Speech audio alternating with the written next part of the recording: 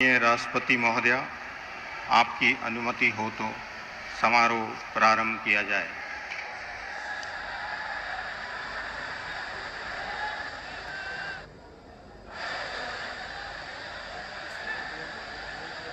मंत्री श्री नरेंद्र दामोदर दास मोदी।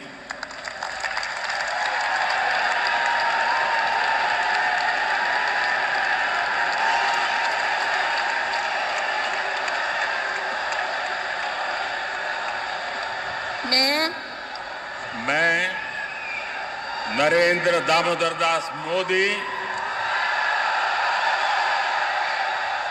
ईश्वर की शपथ लेता हूं कि मैं विधि द्वारा स्थापित भारत के संविधान के प्रति सच्ची श्रद्धा और निष्ठा रखूंगा।